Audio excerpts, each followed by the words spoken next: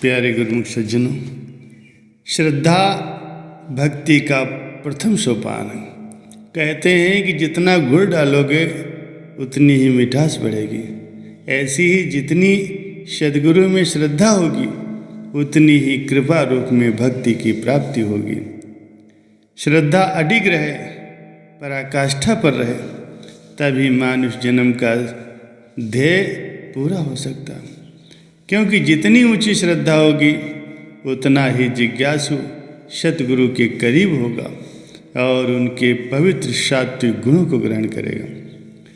ईश्वर अंश जीव अविनाशी, जीव परमात्मा का अंश है, पर माया के वशीभूत होकर के अपने आप स्वयं ही माया के आवरण में फंस गया है। ज्यों ज्यों वो सद्गुरु के द्वारा बख्शे नाम का अभ्यास करता है, श्रद्धा, विश्वास और प्रेम से अपने आप को प्रभु के चिंतन में लगा देता है, वैसे वैसे अंशी के और करीब होता जाता है। मालिक की दिव्य आभा उसके हृदय को ज्ञान से आलोकित कर देती है। श्री रामचरितमानस में वर्णन आया है, श्रद्धा बिना धर्म नहीं, बिनु महि गंध की पावे कोई, कौन सिद्ध की बिन विश्वासा, बिनु हरि भजन न भव भय नासा। बिन विश्वास भक्ति नहीं, तेहि बिनु द्रवहि न राम, राम कृपा बिन सपने हो, जीवन लह विश्राम। अर्थात जीवन लक्ष्य की प्राप्ति की गति का प्रमुख आधार श्रद्धा को मानना चाहिए। यदि श्रद्धा उच्च है तो सूक्ष्म तत्व की तरफ वो तुरंतर बढ़ती जाती है और बढ़ते बढ़ते मालिक को मिला देती है। यदि कम हो जाए तो पूछो नहीं, जिज्ञासु चाहे भक्ति की कितने भी सोपान पर पहुंच जाए, लेकिन वो निम्न स्तर पर जा पहुंचता है। गोस्वामी तुलसीदास जी की श्रद्धा बुलंदी पर आई तो उन्होंने युगल जोड़ी श्री राम और लक्ष्मण जी का साकार दर्शन प्राप्त किया और उनके मस्तक पर तिलक लगाकर अपने जीवन को धन्य बना लिया। एकलव्य निम्न जाति का था, श्री गुरु द्रोणाचार्य जी पर उसकी अटल श्रद्धा थी।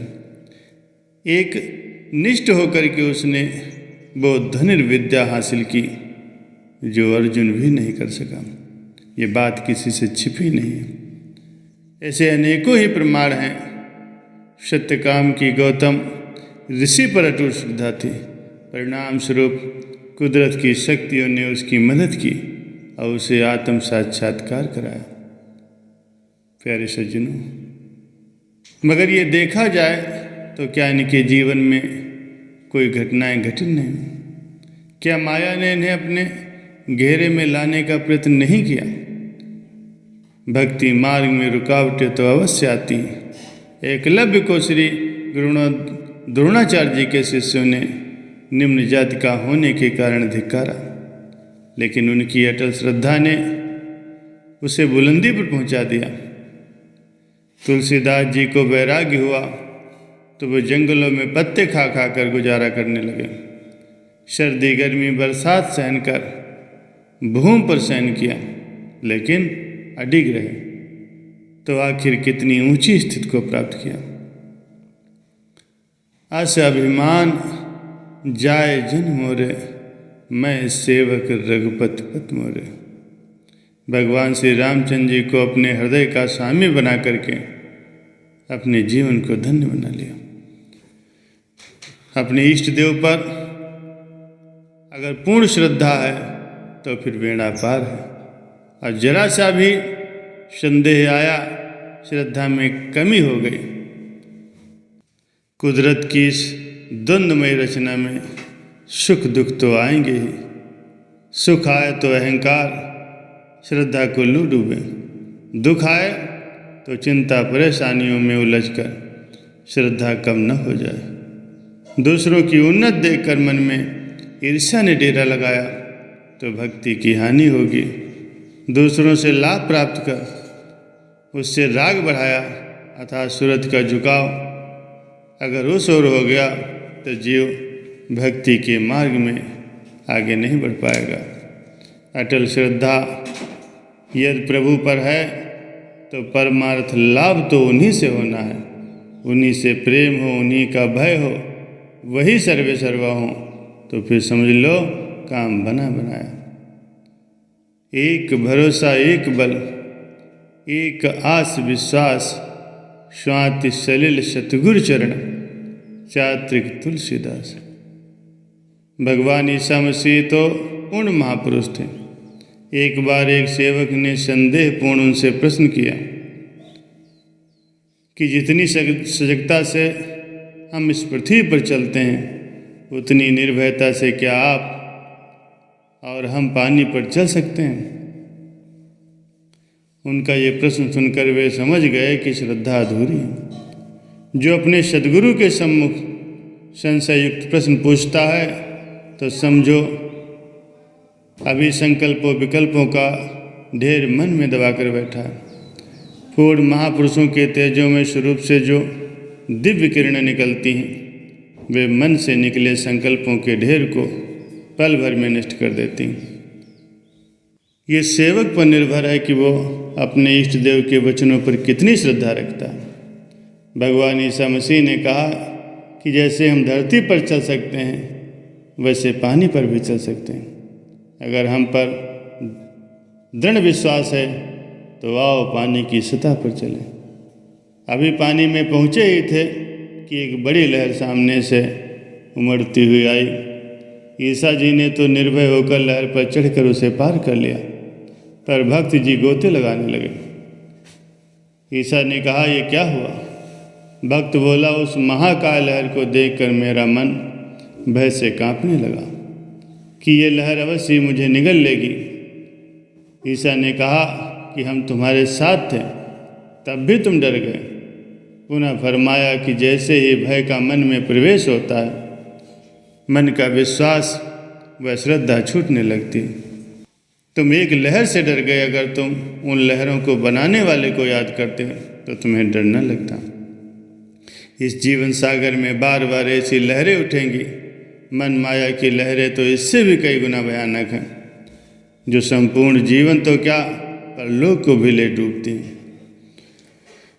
जहाँ हम इन लहरों से डरते हैं, जहाँ श्रद्धा विश्वास में कमी आती है, वहीं पर ही ख्याल झकोले खाने लगते हैं। कण कण में विद्यमान भगवान से डरो, जो बुरे कामों से भी तुम्हें बचाएगा और सुख दुख में भी चलना सिखाएगा। श्रद्धा का स्वरूप देखना है तो द्रौपदी का चरित्र सामने आता है। पहला स्वरूप द्रौपदी को संतों महापुरुषों पर अटूट श्रद्धा थी। जब युधिष्ठिर ने यज्ञ किया तो यज्ञ पूर्ण होने पर घंटा बजना था।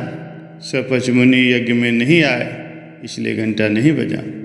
वे किसी के बुलावे पर यज्ञ में नहीं आए, केवल द्रौपदी ही अपनी श्रद्धा के बल पर उन्हें यज्ञ में लेकर के आई। और दूसरा रूप, जब भोजन परोसा गया तो उनके भोजन करने के ढंग को देखकर ज्यों ही द्रौपदी के मन में घृणा आई तो श्रद्धा का फिर ह्रास हो गया। घंटा फिर नहीं बजा। भगवान श्री कृष्ण जी ने ये भेद खोला। उन्होंने द्रौपदी को नम्रता व दीनतापूर्वक पुनः सपच मुनि जी को भोजन कराने के लिए कहा। जब मुनि भोजन कर चुके और प्रसन्न हो गए, तभी यज्ञ के सफल होने का घंटा बजा। कहा भी जाता है कि जीव कर्म आपह करे, आप ही ते फल भुगत, आप रमत संसार में, आप ते ही ते मुक्त। महापुरुषों की सुसंगति जीव के लिए इसीलिए लाभप्रद है कि सत्संग में आने से विचार मिलता है, ज्ञान मिलता है।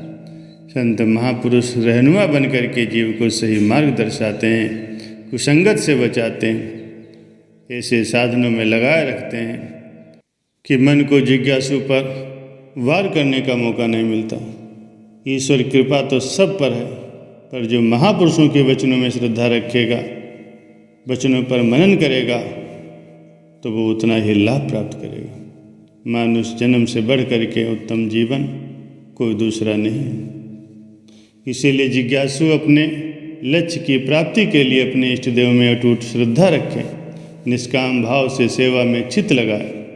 जो साधन उन्होंने हम जीवों की आत्मोन्नति के लिए बनाए हैं, उन्हें जितना प्राणपण से, जितना श्रद्धापूर्वक निभाएगा, उतनी ही गति से महापुरुषों की प्रसन्नता को प्राप्त करेगा और अपने जीवन के लक्ष्य को प्राप्त कर सकेगा।